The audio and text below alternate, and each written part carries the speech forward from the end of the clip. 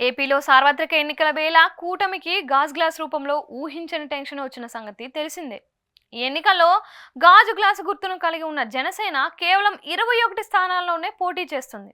అయితే ఈ గాజు గ్లాస్ గుర్తు ఎన్నికల సంఘం వద్ద ఫ్రీ సింబల్గా ఉండడంతో పలు నియోజకవర్గాల్లో చాలా మంది ఇండిపెండెంట్లు దాన్నే తీసుకుంటున్నారు.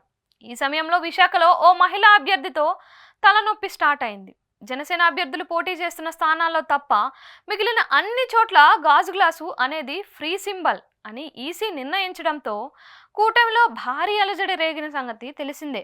ఈ క్రమంలో విశాఖ ఉత్తరం నియోజకవర్గంలో గాజు గ్లాస్ గుర్తు మీద ఇండిపెండెంట్గా పోటీకి దిగారు ఓ మహిళా అభ్యర్థి. ఈ క్రమంలో ఆమె ఇంటింటికి తిరుగుతూ తనను గెలిపించాలని, ప్రజలంతా గాజు గ్లాస్కి ఓటేయాలని ప్రచారం చేసుకుంటున్నారు.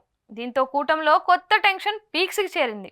పైగా అక్కడ జనసేనకు మంచి ఓట్ బ్యాంకే ఉండడంతో విశాఖ ఉత్తరం స్థానం నుంచి కూటమి తరపున బీజేపీ అభ్యర్థిగా పోటీ చేస్తున్న విష్ణుకుమార్ రాజు అలర్ట్ అయ్యారు.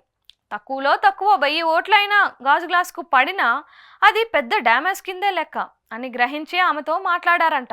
ఈ నేపథ్యంలో బుజ్జగింపులు సక్సెస్ అవ్వడంతోనో ఏమో కానీ ఆమె పోటీ నుంచి విరమించుకున్నట్లు ప్రకటించారు. తాను ప్రచారానికి దూరం అని, తన కోసం అనుకొని గాజు గ్లాస్ గుర్తుకు ఓటు వేయొద్దని చెప్పించారు. ఇలా ఆమె పోటీ నుంచి లేరనే విషయం నియోజకవర్గ ప్రజలకు చేరడంతో కూటమి నేతలు కొంత ఉపశమనం పొందారనే చెప్పుకోవచ్చు. అంతవరకు బానే ఉంది, కానీ ఈవీఎంలలో గాజు గ్లాసు గుర్తు మాత్రం ఉంటుంది. దీంతో తెలుసో తెలియకో ఎవరైనా ఆ గాజు గ్లాస్ గుర్తును చూడగానే బటన్ నొక్కేస్తే అది కూడా సమస్యే కదా అనే ఆందోళన కూటమి కార్యకర్తలో మొదలైందంట. అందుకు బలమైన కారణం ఉంది.